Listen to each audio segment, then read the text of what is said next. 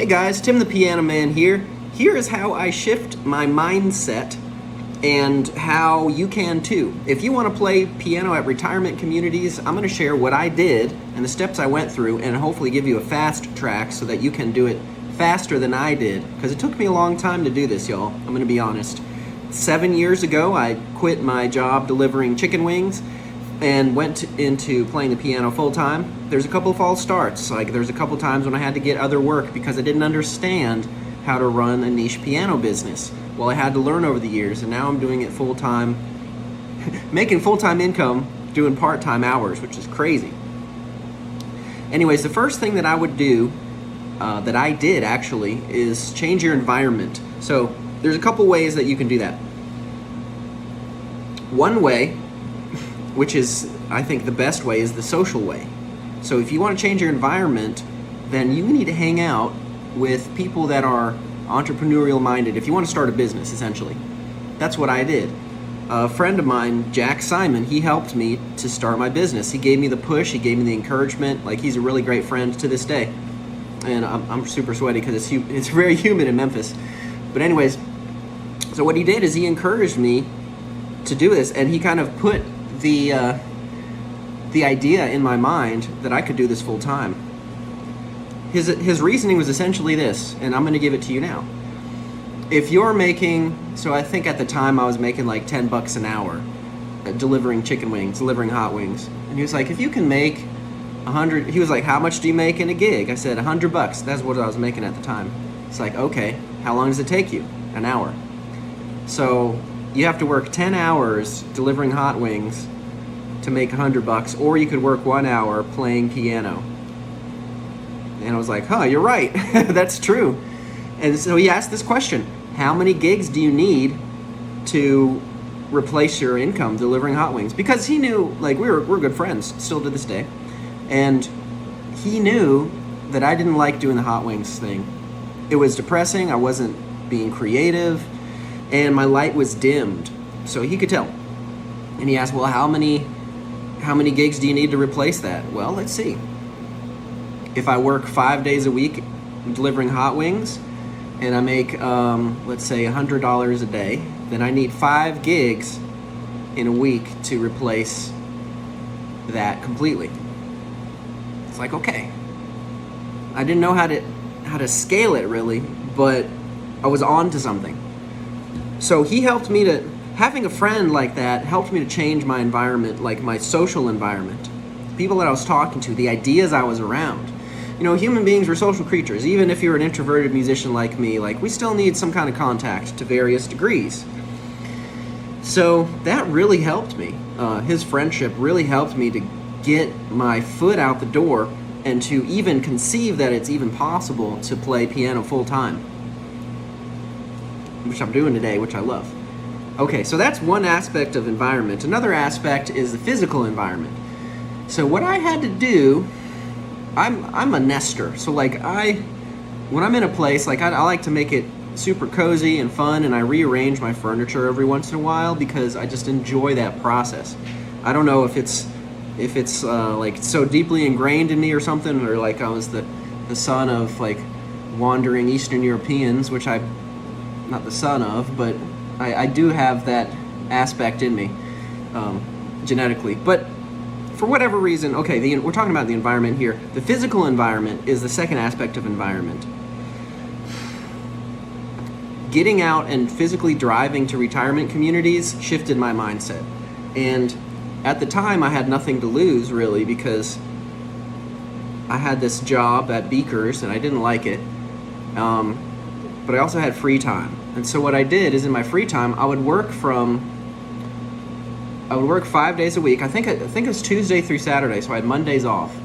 And on Monday, I would drive to retirement communities. And I didn't know what I was doing, but I would walk in there, and then I would be in a new environment. It's like, okay, this is new. This is different. It pulls different things out of you. Like, sometimes you have to solicit that change, and sometimes the change just comes to you. So if you put yourself in a new environment, like a retirement community, then eventually you get used to it. So I drove to as many retirement communities as I could, and I introduced myself. I was like, hey, I'm a piano player. and I like to play the piano or something like that. It actually took me a long time to be that direct. I'm not exactly sure what I said to start out with, but that doesn't matter because I've refined it over the years to know exactly what to say and who to talk to get gigs. This is what I call my drop-in method. It's in my ebook. The drop-in method is essentially you're putting yourself in a new environment.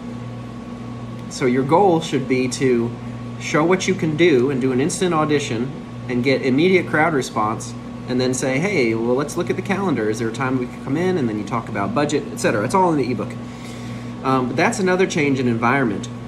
You're physically putting yourself there.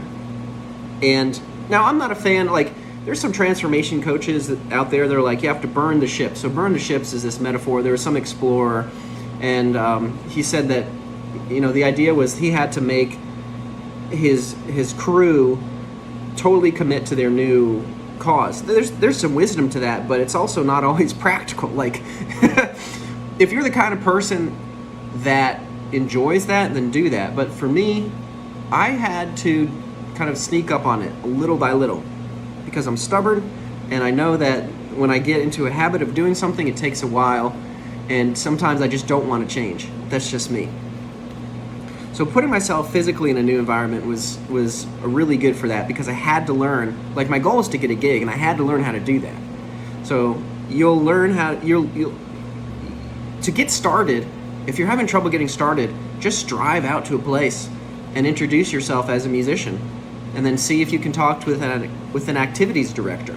See if you can do an instant audition. A lot of the time, at retirement communities, if they're busy, then they'll just give you information because they want you there. Most of the time, they want you there to play.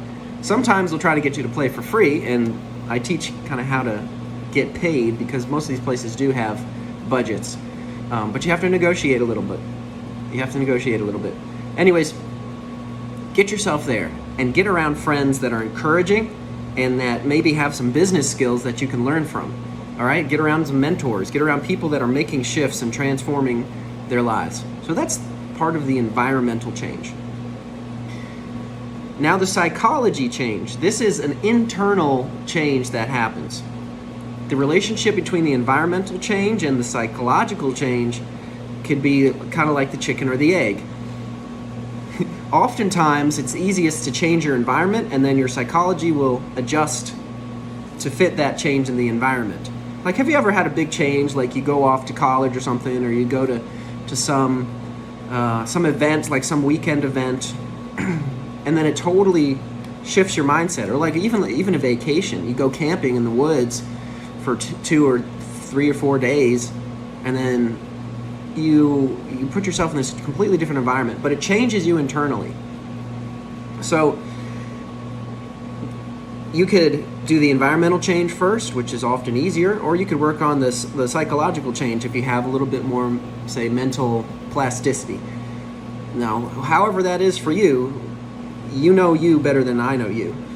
I would like to get to know you better, but at this time, I know that you probably have a better understanding of how you work psychologically. Like, and don't judge yourself because it's easy to do that. I do that all the time. I have my own, struggles with my mental health, particularly with scrolling through Facebook and social media addiction. Like, they know how to get me, and I just look up at my clock and it's like, shit, I've been sorry to swear, like I usually don't swear, but it's such a time suck. Sometimes I'll spend an hour and not even know it and not accomplish anything. But the brain thinks that you're accomplishing something. It's pretty insidious. I don't like it. But that's real. That's where I am right now. So, but psychologically, there are ways to sneak up on yourself. There are ways to train yourself to make a shift. Motivation. There's the carrot and the stick. Okay? Everybody has a little bit of both. Work with what you have now. That's my suggestion. Alex Hormozy talks about this. Like, if you're in pain and you're running from a painful situation, use that. If, say, you're living with your parents and you're depressed. That's where I was 10 years ago. I was living with my parents and I was depressed. And I was able to use that. So I got a job, and then I didn't like that job, so I got the job delivering hot wings, which gave me a little more freedom, but still, it wasn't where I wanted to be. And then they had the opportunity to play piano at retirement communities. My friend helped me out, Had a couple false starts, but I was able to start doing it full time. The psychological shift for me happened as a result of the action. But if you can change the psychology first, that can have a good effect. So a way that I would do that is I would think about my motivation. What's the pain here? Like, what am I trying to get away from? That's the stick, okay? That's the pain. And then the other side of the psychology is, what's my motivation? What's my dream and desire here? So that's the carrot. That's like the treat, right, that you're chasing. That's the dream. That's the desire. You can use both, but just take an inventory of what you already have. If you're in pain, use that. Make a change. You're worth it. You can do it. And even if you don't think you're worth it, just by going through the actions, you can prove that to yourself that you're worth it psychologically. Now, this is an interesting concept. This brings me to my third point. There's this thing that Brendon Burchard, who's this personal development teacher, Brendon Burchard talks about the competence-confidence loop. And I love this because I'm not naturally confident. I'm the kind of person that, I think that confidence, it's super important, number one. It's super important, and it will serve you. But there is a sort of, there's a side of it that can be kind of evil, because what do we call a con man? A con man is somebody, it's short for confidence man. It's somebody that comes in with a bunch of confidence and sells you lies. Nobody wants that. Which is why I like the confidence-competence loop. I prefer competence first. I want to be really good at what I do, and then just speak the truth when I go somewhere and sell myself. That's what I prefer. There are some people that are really good at being confident and exuding confidence, and then they'll get in there, and then they'll have to deliver. Sometimes they do, which is congruent, and sometimes they don't, which is bad. So, but here's the thing. If you're naturally confident already, and you're an okay musician, you don't have to be great. If you're an okay musician and you can entertain, that is competence in this field. If you're entertaining, then you're being competent. If you're entertaining either with your personality, with jokes, with engagement, with asking questions, with getting people involved, at retirement communities, the quality of your music is not always the most important thing. Honestly, I've been in a super head down, busy mode for the past couple of years, just working on the business side of things, and I haven't had a lot of time to practice piano. I think that I'm good. I'm a good piano player, but I know I could be great if I just sat down and practiced a lot. And I'm planning on doing that. Things are lining up slowly. But the point is, I still play all my gigs. I still play about 50 gigs a month, sometimes more. And it keeps me good enough, okay? It's good enough. It's competent. So I'm confident when I go in and when I talk about myself, when I sell myself to a new place, I'm confident because of my competence. Now, wherever you are, you just got to start somewhere, okay? If you want to get gigs, let's recap. You change your environment. You can adjust your psychology. That's a chicken and the egg kind of thing. And then another chicken and the egg kind of thing is, if you're already confident in yourself, if you're like, yes, I love people, I love meeting people, then go do the drop-in method, introduce yourself, do an instant audition, and then play a gig. That's confidence yielding, that's confidence making way for competence. But the thing is, you're not going to get that instant audition if you don't present yourself well. Now, you could be confident, or you could just be matter of fact, like me. Maybe that is a kind of confidence, but it's a competent confidence. That's my style. That's my personality. Everybody's got their own way of doing things. The most important thing is that you get to these gigs, you change your environment, which can change your psychology. If you can start with your psychology, if you can hype yourself up to do something new, that's awesome.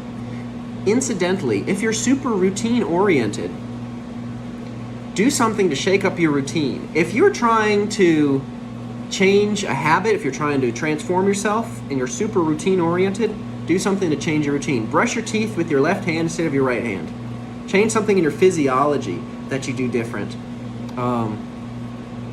Move, shake yourself, dance, do stretches, build the energy up a little bit, because the physical body is kind of like a computer. You kind of store information, emotions, habits, firing sequences in your physical body. So if you want to shake things up and do something different and transform yourself, the physical is a really great gateway to do that. Okay, so that is my information for today. Get out there and get your first gig. If you've never had a gig before, you can do it. Just push yourself, find a time when you can drive out and do the drop-in method.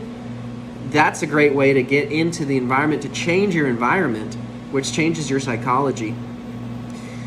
So remember, you have the drop-in method, and then there's also the postcard method. I'm going to do another video on that. And then there's the cold calling method. If you're just getting started, I really recommend the drop-in method. Change your environment, drive to the best, biggest retirement community in your area, introduce yourself, get all that new information and get all that new experience into you, which will change your psychology, and then do it as many times as you need to, get the gig, and then play your gig, and that'll shift you. I'm always here for questions. Thank you so much for watching, and here's to your success.